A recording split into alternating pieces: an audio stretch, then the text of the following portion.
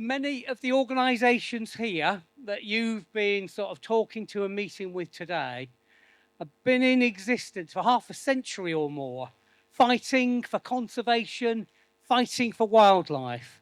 But there is a new breed of savvy online campaigners and activists emerging, and few are as effective or successful as our next guest speakers. It's my huge pleasure to introduce from the campaigning group Protect the Wild, Rob Pownall and Charlie Moore.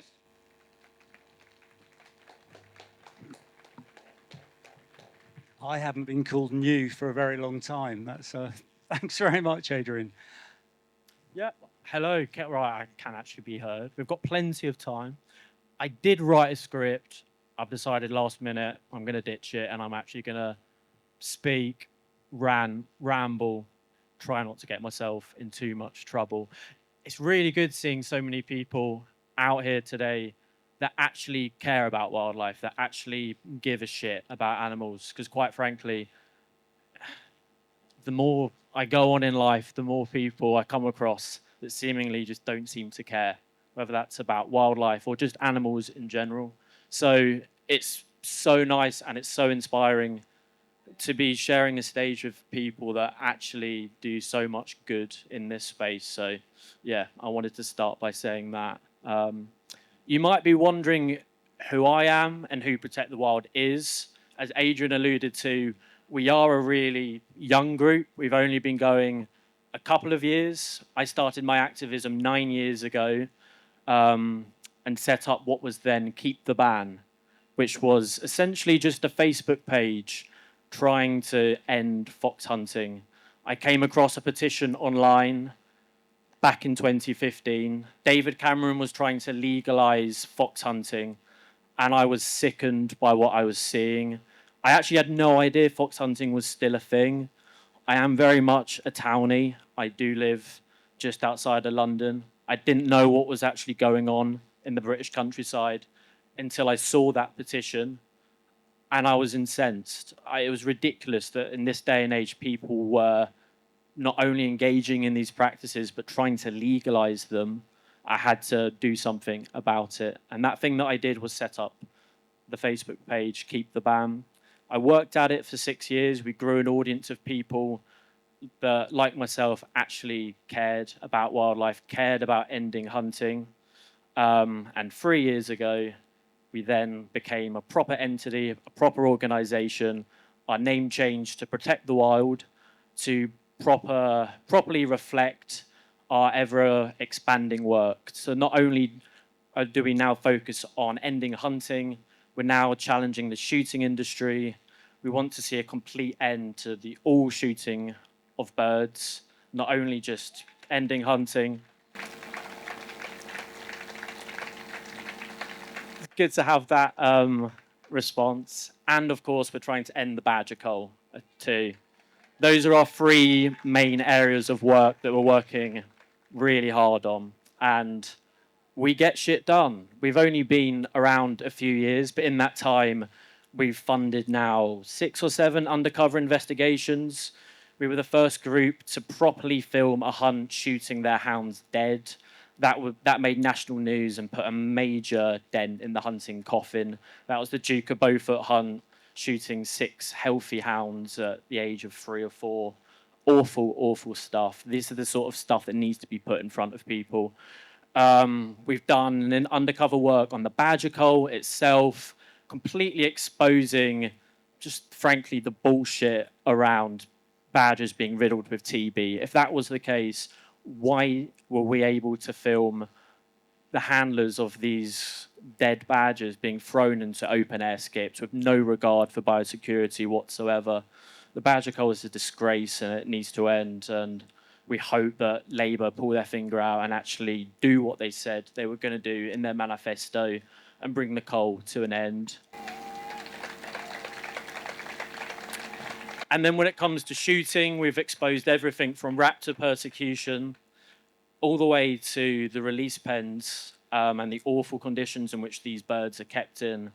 As much as the birds of prey that are being persecuted and how awful that is, as much attention needs to be placed on the millions of birds that are non-native that are being blasted out of the sky for kicks. It's disgusting what's going on. We want to shut down the shooting industry as fast as we possibly can. We're going to be doing so much more work over the coming years, including a huge undercover piece of work, which I probably shouldn't even be saying that we're doing. But next year, we're going to be really going hard on shooting. And the same with hunting, the same with the coal. Yeah, we've got a lot of plans in the works. I'm really rambling now. But I mean it when we actually say we do stuff, we get stuff done.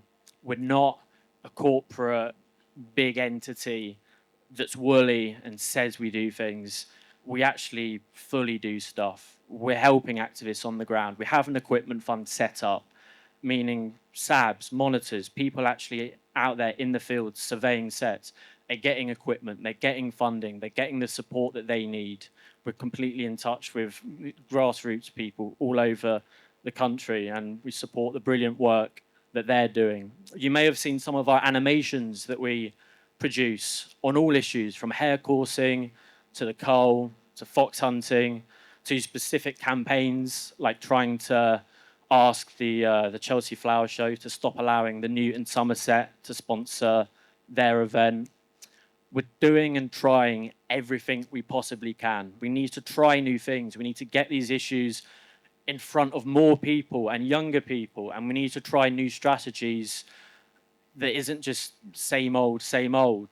When it comes to the graphic footage and the scenes that we're seeing, to be honest, people don't want to see it. You're scrolling on social media and you're so unlikely to sit there for 5 minutes and watch upsetting stuff. I'm sure people in this crowd today have seen awful footage of hunts, have seen what goes on at shoots, and they're sickened and angered by it. But when you go to a friend or a family member and try and get them to watch something that is horrible and graphic, people switch off. The world is at times right now, especially a sad and depressing place, and it's hard to get people to view the awful stuff that's going on. So from where I'm standing, our job is to bridge that gap. Our responsibility is to do things like producing animations so we can find new ways of putting these messages and putting these things in front of people. And the animations particularly are working so well. I mean, over the last year, I think we're on, it must be over 30 million views 36. across the animation, 36 million views for in just the last 12 months on these issues that we are campaigning on. And this is what we hope to just be the start. We've only been going 2 years. We're super ambitious. I'm now starting to ramble a little bit, but I will now pass on to Charlie, who can give some more specifics about some projects and campaigns that we've been working on in recent months. And one project in particular, I think a lot of people here today will really back and get behind. Yeah, Rob. Exactly. I was actually working for Lush when Rob approached me. We met in a bar and had a drink, and he told me about these great ideas that he'd had, and said that he needed someone who understood shooting and understood the birding side of it a bit more. I mean, I recognise quite a lot of people here. I was here, like some of you were, the last time this event was held at Carsington Water, and I just felt we got to try and do things slightly differently. It's so frustrating still that a lot of people are not even considering that pheasants are birds. You know, it's like almost pheasants have been put here to be shot. No, they haven't. No, they bloody well haven't. One of the projects that Rob was just saying, I won't talk too much longer. We're running our spot, but we launched a website just very recently called Blood Business. And we deliberately called it after the URL. It's bloodbusiness.info. And what we've done, it's not new. Information has been around for a while, but no one has ever collated it all in one place. And that is information about businesses that are connected with hunting and shooting. So if you're in the anti-hunt space, you'll probably know of a Twitter stream called Hunt Pubs. They came to us and said, look, we can't do this anymore. We've got other things. Would you mind taking it on? Which was very flattering. We're really pleased to do it. But we thought, if we're going to do this, let's get those businesses that are also connected with shooting, that are also connected with the cull, all kinds of different things. We've had to be very careful on the site. A lot of legal disclaimers saying we're not saying that anybody is doing anything unlawful. We're not calling for boycotts. We're not calling for people to write. If anybody wants to call them, say that they're doing anything unlawful, would like to boycott them, would like to write to them, that is, of course, out of our hands, Malud, and feel free to do it. But we are trying to stress with this thing, this is about choice. So I'm at risk of being sued here by both TripAdvisor and Ethical Consumer. But in a sense, our site is going to be a mix of TripAdvisor and Ethical Consumer. So that every time, if you're going somewhere and you want to know the pub you're about to go into, or the hotel you're about to go into, or the village store, or you've got a wedding and you want to check whether the photographer you're about to hire is connected with hunting and shooting, one day they will be on our site. It's taking us by surprise just how keen people were on this, actually. We started on July the 27th, I think it was. By July the 29th, we had 300 emails in our inbox. There's 3 of us are working, clearing those emails.